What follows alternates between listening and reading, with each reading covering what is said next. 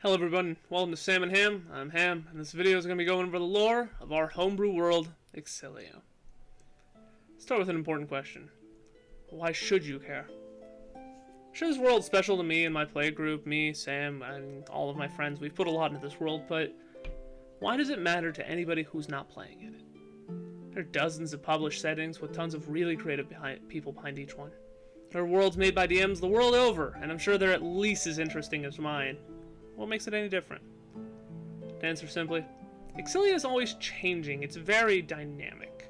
I've had a bunch of players and characters grace my games for years now. They've all been in Iksilea.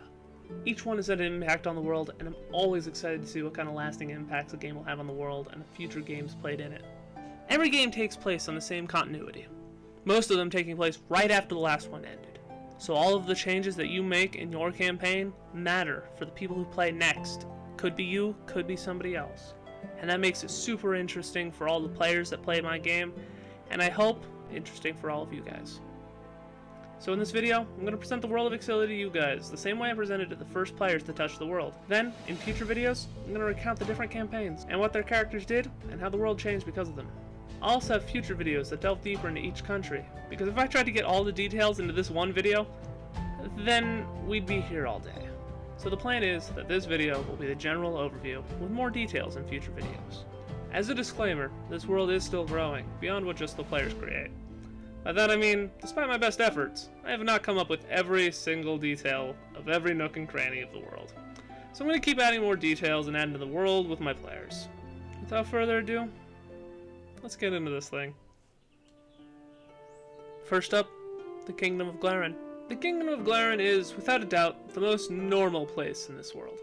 The most common races here is human. It's the largest country in the continent. It's a place known for its laws and protection. It's generally a lawful good place, with most people looking out for their neighbors and friends. The countrysides are not without danger, as even here there are wild animals and bandits, but compared to anywhere else in the world, it's relatively tame. The government is led by King Stormsong and his 6 dukes and duchesses. Together they make a council of 7 that vote on the major laws that affect the kingdom. Dukes and duchesses may pass laws that govern only their territory, but if the king finds them unjust, he can bring them in front of the council to overturn them. What's the major draw to Glerin for a D&D character? Well, mainly that it's easy to work with a character making standpoint. It's vast enough that most backstories can fit in here somewhere, which means if you come to the table with a character idea already, and don't want to change it after hearing some of my lore, you could probably fit it in here somewhere. Plus, some people just like having a normal backstory. You want to play a farmer that took up adventuring for the money? You're probably from here. Next up, Bolga's Wastes and the Titan's Maw. The tundra of the north is home to the orcs and the giants. The giants are in the small area called the Titan's Maw. The orcs live in the rest of it, which is called Bolga's Wastes. The orcs of Iksilea are obsessed with stories, myths, and legends. They don't have much written history, but their oral history is rich with tales of their ancestors. The most legendary orc of all is Bolga. If you believe every myth, it should be 50 foot tall with the power to sunder continents. And the orcs would have it no other way. So what plagues Bolga's Wastes? Well, the giants aren't exactly friendly with the local population. The giants used to rule the world thousands of years ago before the overtaking of the gods and their mortal races. The curse placed upon the giants has left them only one place left to run, the frozen wastes to the very north. Every winter, as the world grows cold, the giants make their way south, stopped only by Stronghearth and the orcs that defend it. But lately, the giants have been putting up even more of a fight, spurred on by one they call the Winter Lady. South of Glerin is the Stoneborn Mountains. The Stoneborn Mountains are the homes of the dwarves. They are good trade allies of Glerin, and most of the rest of the civilized world by default. Led by the eternal Brass Hand clan, the dwarves here are mastersmiths and honorable people. The dwarves' biggest flaw is also one of their greatest strengths. They're slow to act, but deliberate in all of their actions. They take plenty of time to think on an issue before rushing headlong into problems like most of the other races. So when you see a dwarf on a path of action, you can be damn well sure he can thought it out ahead of time. But this slow-to-rise attitude is also causing issues, as mining explorations in the mountains aren't all coming back, and people are beginning to fear what lies deep in the heart of the mountains. The dwarven nobles debate on the course of action, but none have been decided on. The Tower of Magi. The Tower of Magi is mostly home to the gnomes and goblins. For centuries, the gnomes and goblins were mortal enemies, actually, with the goblins constantly trying to burn down anything the gnomes could build, jealous of the gnomes' natural ability to practice magic. See, the goblins were nearly as good at magic as the gnomes for a short time, but every time a goblin gets particularly good at magic, something would burn down, and they'd have to start all over. There are very few old goblins, you see. Fewer still that can practice magic and teach the younger generation. But about 100 years ago, they were finally actually able to come to peace, and the area has flourished ever since. However, the Archmage of the Tower was just murdered, and both races blame the other, and old rivalries are coming to the surface. It won't be long until words are said that can't be unsaid, and the fires are lit that can't be put out. The Duni Desert, Silithid, and the Blade Isles. One can hardly mention Silithid without mentioning the Duni Desert or the Blade Isles, so they come as a package deal. Centuries ago, there was a human kingdom in these lands, right at where you can see Highwall there by the mountains. The name of this country was lost to the ages, known now only by a few scholars who take interest in such things. They lived in harmony with the local lizard folk tribes to the southeast, and the roving bands of foxskins from the islands to the northeast. In exchange for the humans' crafted goods, the foxskin were happy to provide natural resources, and the lizard folk made up the bulk of the kingdom's army. The three races lived happily together for years. It came as a complete surprise when the lizard folk began their crusade against the kingdom. As the lizard folk had been a large part of the country's army, the human and foxskin were woefully unprepared for such a fight. Some of the foxskin were able to escape to their island homes to the northeast, but about half of them, as well as all of the humans, were chased from the cities and into the deserts of the west. The lizard folk weren't stupid enough to chase everybody into the desert, but that didn't mean that the humans were safe. They were far from equipped to be able to handle such a harsh environment. The foxskin were able to deal with it slightly better, as their physiologies are a little bit different, but the humans were going to be out of luck, and soon. Their water supplies were running low, and their food was dwindling. Their king, King Dunmore, knew that he had to make action, and fast.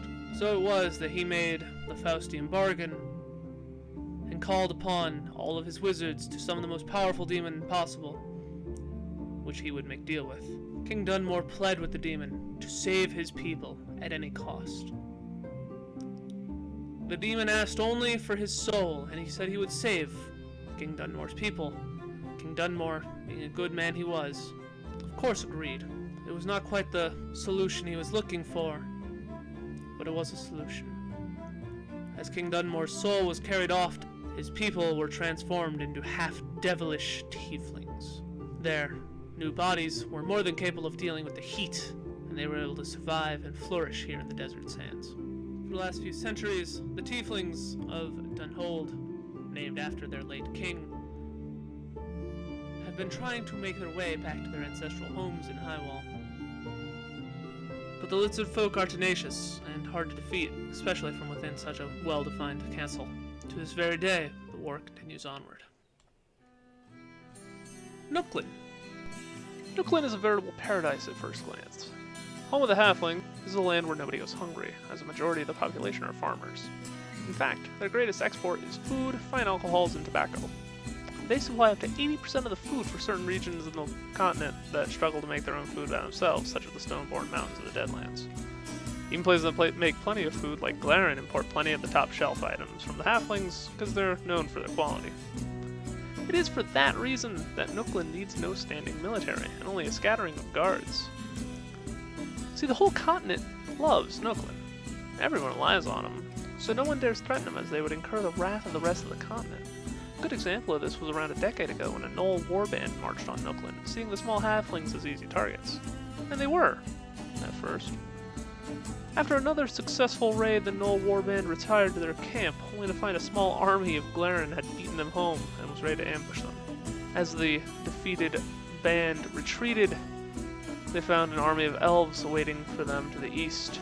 Fleeing even harder to the west, they found even the lizard folk of Silithid had come to Knooklan's aid to wipe out the remaining gnolls. There has not been such an invasion since. While a number of young halflings aren't exactly ecstatic about the simple farming life, for the most part, the people in Knooklan have it pretty good. However, over the last few months, rumors have begun to circulate in small taverns in Knooklan. While the rumors are scarcely mentioned around outsiders, some have begun to tell tales of fantastical beings terrorizing the lone farms in the deep country. The rumors mention everything from vampires to werewolves, and rumor says some of these farmers are going missing. Rumor has it in some taverns, little tiny bounty boards are even starting to pop up, though they get taken down in a hurry when outsiders come around. This is beginning to lead some of the older folks to wonder, have the easy lives of the Knooklan halflings finally come to an end? Next up, the Dragonlands. To explain the Dragonlands, I have to take you back around 500 years ago. Before this time, dragons, and for that matter Dragonborn and kobolds, never been seen in Iksilea. When a flight of dragons came, they brought their age-old war with them. The noble metallic fought against the tyrannical chromatic dragons, but they were highly outnumbered. Most mortals, of course, flocked to the metallic aid, because being enslaved by the chromatic dragon didn't exactly sound like a lot of fun. But of course, some of the more greedy mortals thought they could come out on top by siding with the chromatic. Some of the bravest and highest ranking of the mortals were granted powerful boons by the dragons, transforming them into the magnificent Dragonborn. Of course, the chromatic dragons, lacking more expendable mortals, use similar magic on unwilling humans, twisting them into the rabid, mindless kobolds. And to make a long story short, the war went on for decades, only to end when the dwarves finally marched from their mountain home with an army of mechanical war forged. Called the Unstoppable Army, they were finally able to rout the chromatic dragons completely. And when the dust was settled, the Dragonborn and kobolds settled the land where the war had once begun. Deemed the Dragonlands, for obvious reasons, the two races have lived there ever since. Not peacefully, mind you. Not at all. The kobolds were labeled monsters, and they kind of were. They're very savage in this continent.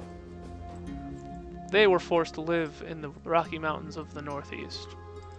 Meanwhile, the metallic Dragonborn and the chromatic Dragonborn didn't exactly get along either. They settled the plains in small nomadic communities, with small cities popping up there, here and there. Until recently, life was simple in the Dragonlands. The roaming nomadic Dragonborn would war with each other, the chromatic versus the metallic, a never-ending dragon war, but on a much smaller scale. However, recently, the kobolds were seen as little more than pests. Small in stature, they didn't pose much threat to the Dragonborn, averaging, about 6 foot. But about 5 years ago, the kobolds were united under a new queen, Militia Trueborn. With her leadership, the kobolds have been a true fighting force, and have actually managed to take down nearly all of the cities from both the chromatic and the metallic Dragonborn. Fearing extinction, the warring Dragonborn have finally begun to work together and created one last city, which they call Unity. Now, the Dragonborn have an uneasy alliance and war against the kobold menace, but they still have their work cut out for them. Up next, the Kingdom of Erilan. The Kingdom of Erilan is rather mysterious. Even among the citizens of the continent, few know much about what goes on within its borders. And to be perfectly honest, I didn't tell my players too much about what was going on here, because the average citizen in the world doesn't know much what's going on here. All that is known is that they have no clerics or paladins, and they do not worship the traditional gods of the world. In their average cities, where one would normally find a church or a cleric, instead here you find artificers and alchemists. While it is a widely well-known rumor that Erilan is more adept at alchemy than the rest of the world, the depths of their knowledge is not quite well known. The borders of Erilan are well defended. There are guard towers lining the borders between Glerin and the Dragonlands to keep out most. And if the elves ever showed their faces more often, then Erilan would surely build some there as well. Erilan keeps its secrets well defended. So what exactly goes on within these borders? Few know. Up next we cover the Therim Forest, Wardlen, and the Deadlands. To cover the elves we have to go back even further than the Dragon Wars. around 1200 years ago, the elves had conquered most of the continent with their superior magical ability, smithing tools, just generally more powerful than any other race on the continent. The only other races for competition at the time were humans, halflings, goblins, and orcs, and none of them were really making cities at the time. Even the humans had barely even managed to be able to make spears and the like. Never mind weapons and armor. The Elven Empire came to a screeching halt, unfortunately. One day, the 7 most powerful elves attempted a ritual to attain godhood. And it worked, for one of them. The most powerful of the 7 wizards' names was Lolth, and once she ascended, a creeping wave of corruption spread across the land, cursing what was living there into twisted forms. The elves were transformed into hideous drow. Animals twisted into horrible forms. The plant life blackened and decayed. Unfortunately, this led to the downfall of the Elven Empire. This led to the schism of the Elven race. As the drow attempted to settle their new lands and attempted to retake their right of ruling the continent, the rest of the elves who weren't caught in the curse were basically split with a decision. Half thought that it was their duty to stop the drow and to rein in their mistake, never to be repeated again. The other half of the elves agreed that it was a mistake and shouldn't happen again, but were much more laissez-faire about it.